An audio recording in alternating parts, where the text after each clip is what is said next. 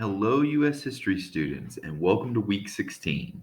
So, this week, what we're looking at is we're continuing with our discussion. We've got this new national document, this new national government, the Constitution, and we're putting it in practice. And to be honest with you, what we've done is we've put it into practice and we found that the differences between the sections, particularly the North and the South, are becoming more pronounced, and we're getting closer and closer to disunion. So we've got this new national document that's really not that old, and now the country is getting closer and closer to breaking apart. Okay, and how are we going to deal with that? And we've looked at the first 7 presidents. We ended with Andrew Jackson. We talked about westward migration.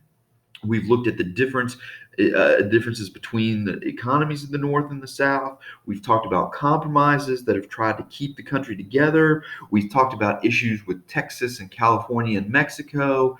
And now where we're going to end this unit is by talking about abolitionism. Okay? Now, as you work through these notes, and there is a set of notes that you can use to fill these in, you got to understand what abolitionists are and what they stand for. Okay, so the first thing up at the top of the chart, if you're following along and you're filling in the chart here, an abolitionist is someone who wants to abolish or end slavery. And that is what is going to unite the 4 people that we talk about today. Now, that being said, just because an abolitionist wants to end or abolish slavery, these 4 individuals that we're going to talk about, they come from different backgrounds. They have different means that they want to see slavery ended.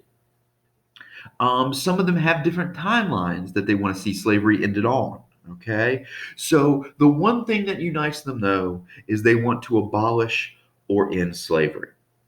This is going to be the final unit or the final lesson of this unit. Then when we get back from break, we're going to be talking about the Civil War. Okay, so this is a fitting way to end this unit because this issue is popping up in this early national period. This is going to be one of the things that continues to divide the North and the South and lead the country on the road to war. So an abolitionist is someone who wants to abolish or end slavery. There are 4 people that we're going to talk about today. And as you go through, you're going to fill in the chart. I'm going to tell you exactly what I want you to put in each box, okay? We're going to start with Frederick Douglass.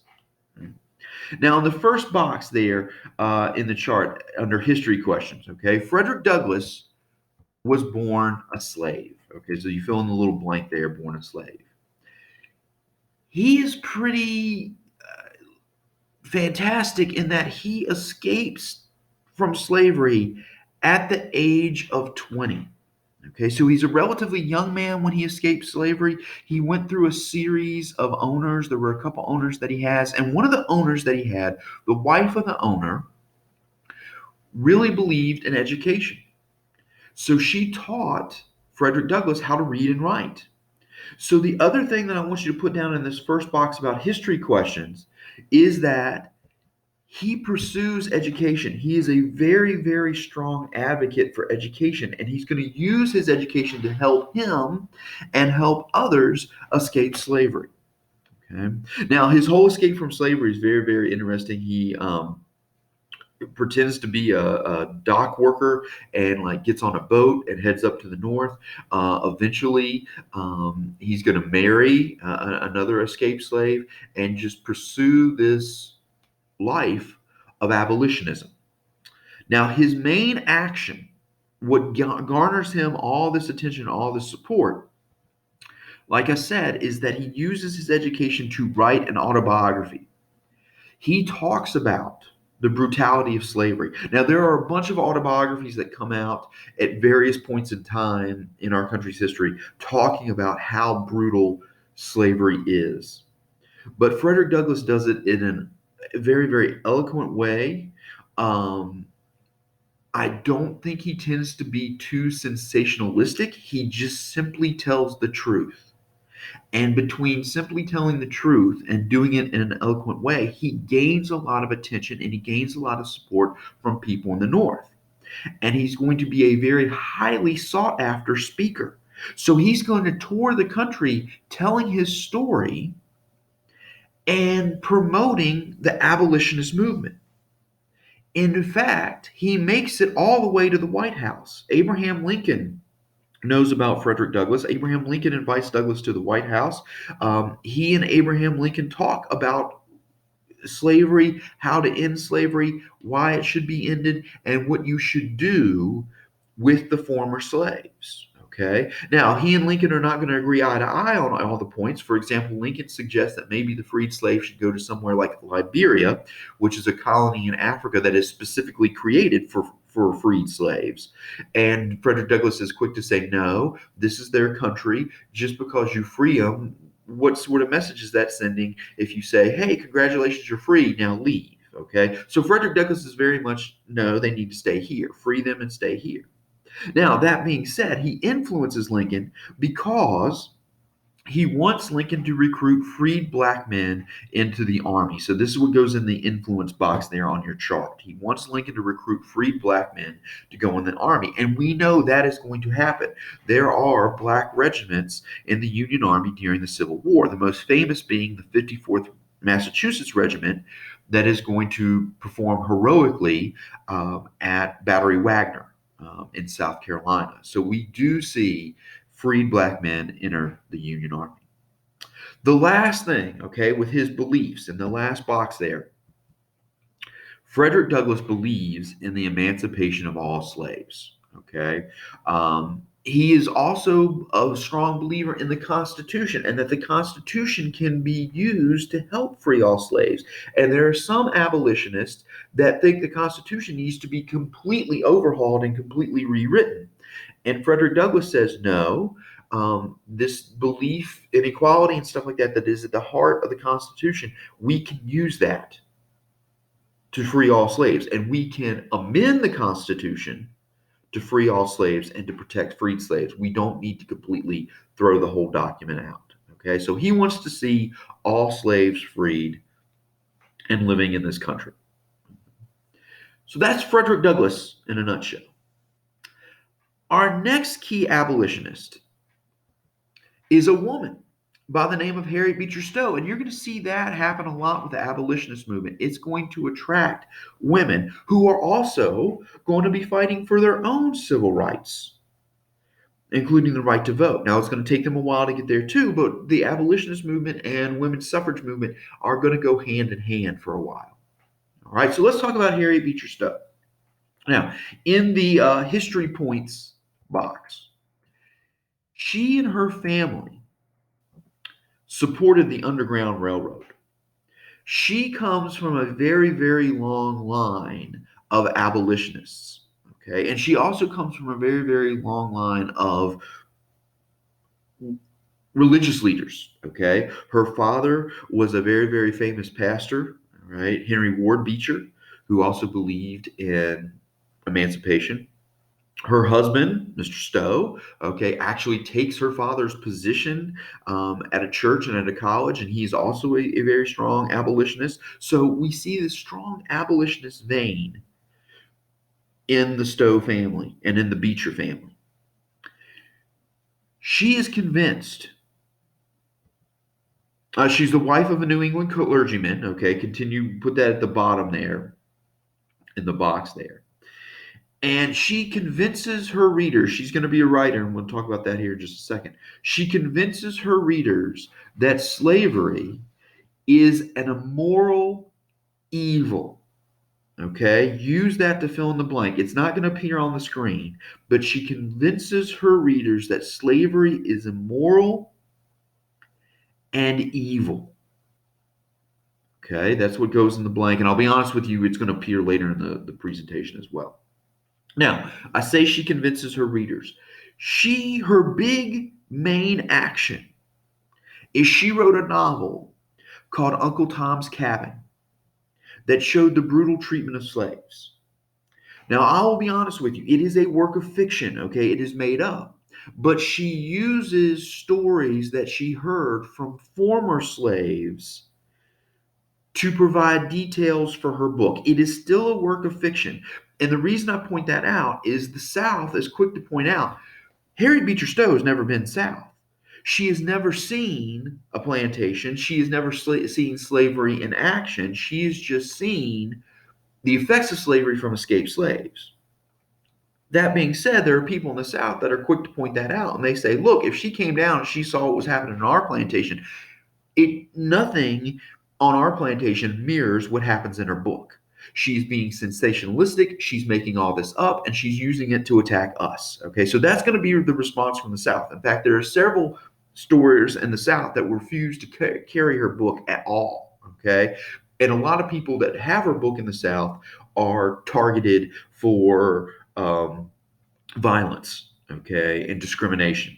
All right.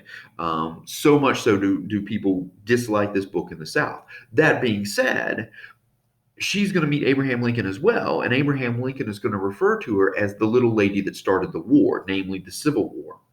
Because this novel is popular in the North, it goes through several printings. It runs out of copies. They keep selling out at all the stores.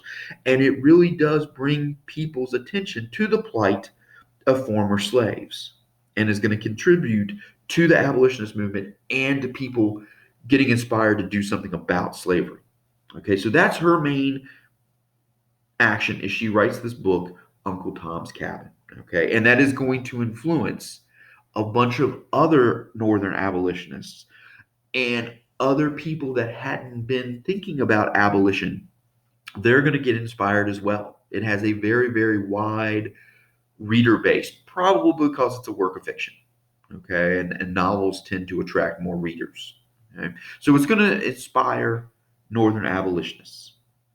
Like I said, her main belief is that slavery is immoral and evil. This comes from her religious background. And you're going to see that a lot with some of these abolitionists is they're going to combine their religious upbringing and their religious beliefs with their desire to end slavery. They see slavery as a sin. They see slavery as an abomination for mankind. And they want to see it ended. Okay? And it is evil and immoral and needs to be ended, period. Okay? So she believes that slavery is evil and immoral and needs to be ended. Now, our third person here, totally different set of circumstances, totally different background. Frederick Douglass and Harriet Beecher Stowe attract abolitionists that are pretty wealthy. And to be honest with you, you need to do that because you need money to finance the abolitionist movement. Okay. So they are going to be circulating in the upper classes of society, dare I say, the upper white classes of society, because that's where you need to get the support for this abolitionist movement. Our third person here is totally different from that. And this man, oh, there's a little graphic there. Sorry about that. This man is Nat Turner. Okay. Now, in the history questions box, Nat Turner is from Virginia. Okay. That's what goes in the box. He's from Virginia. He is a very religious man. He is not educated. Okay. Doesn't have the same sort of education that Frederick Douglass does. But he becomes a preacher.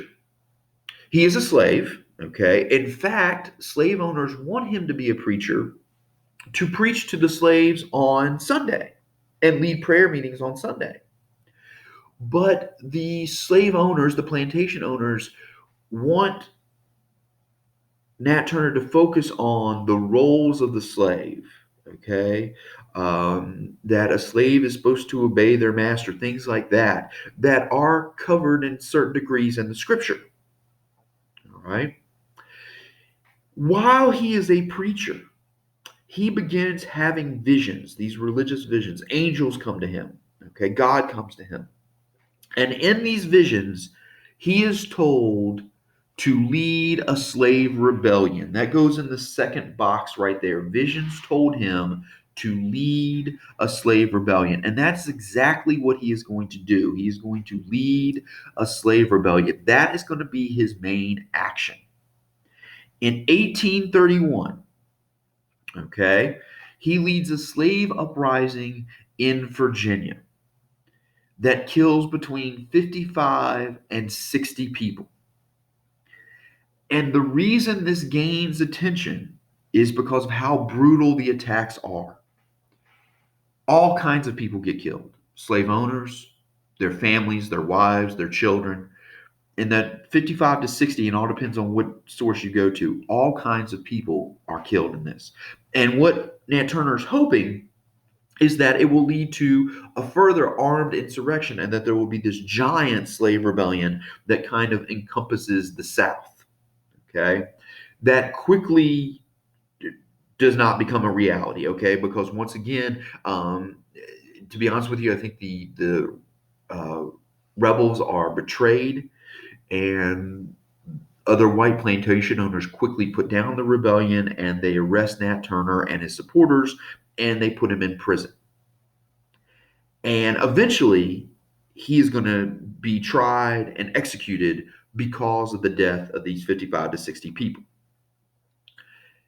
That is going to impact the influence because sadly, instead of it being positive, instead of the other plantation owners taking a step back and saying, hey, you know what, we need to look at how we treat our slaves because we don't want this sort of thing happening in the future.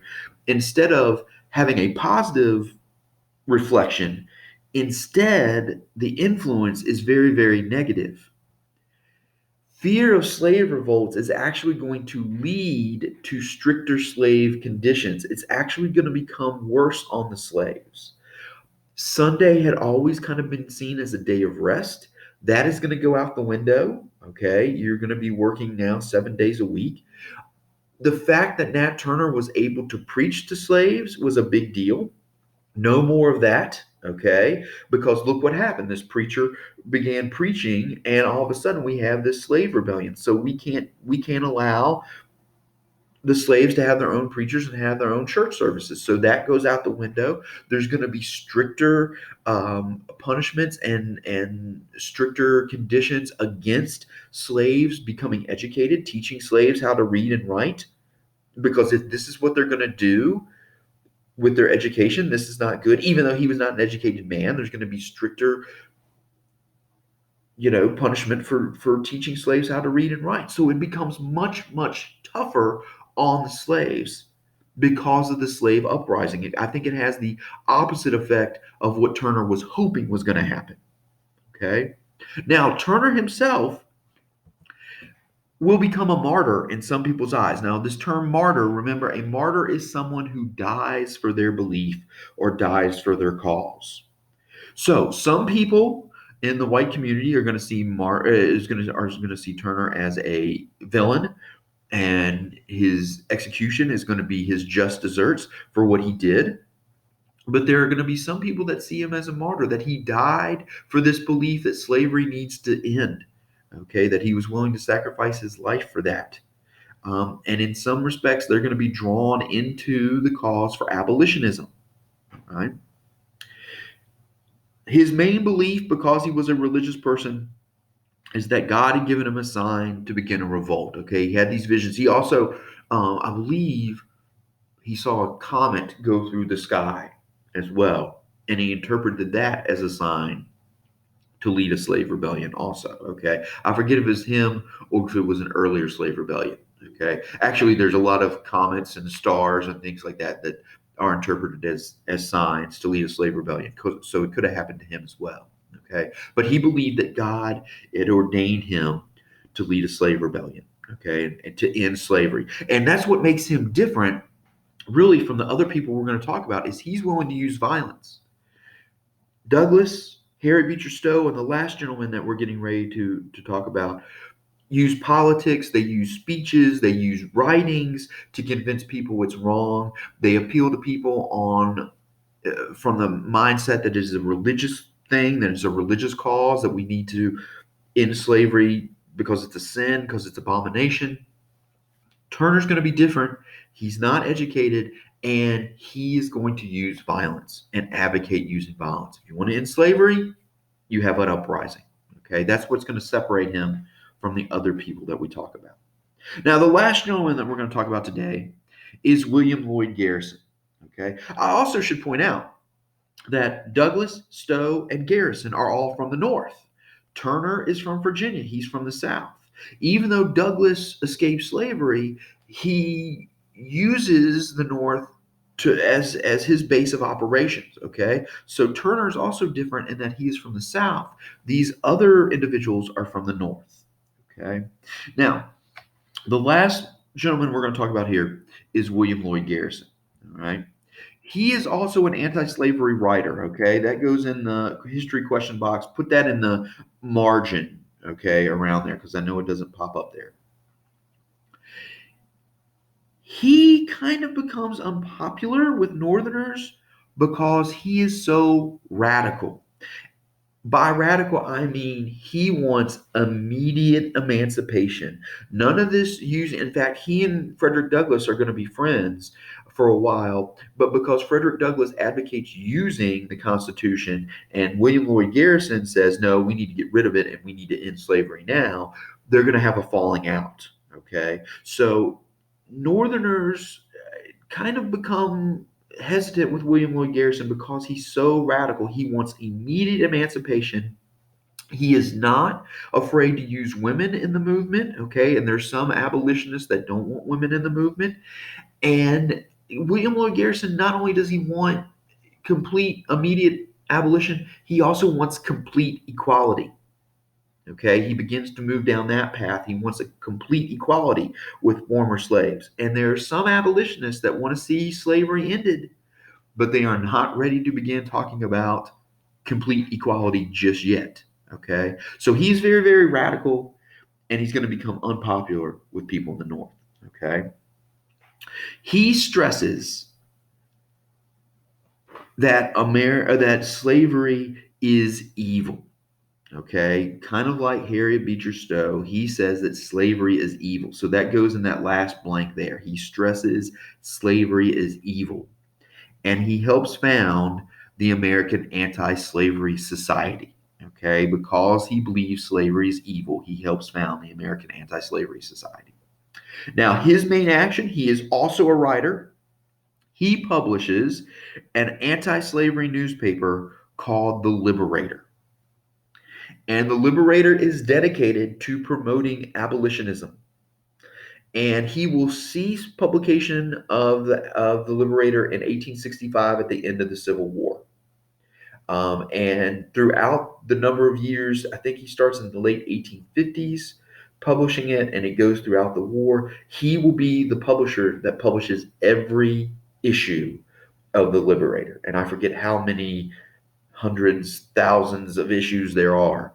But the main purpose of this newspaper is to promote abolitionism. Okay, it is an anti-slavery newspaper, The Liberator. Like I said, he is not above reaching out to other groups to fight for abolitionism. And his main action is he actually brings a lot of middle class people into the abolitionist movement. Like I said a second ago, Harriet Beecher Stowe and Frederick Douglass are kind of working through the upper classes of society, the upper white classes of society, because that's where the money is, and that's what you need if you're going to end slavery. Garrison begins to appeal to other people, which also kind of makes him radical and also makes him kind of disliked by some Northerners because he is attracting other people, women, for example, and the middle class. Okay? Because a lot of people think, what are the middle class going to do? They don't have the money. All right?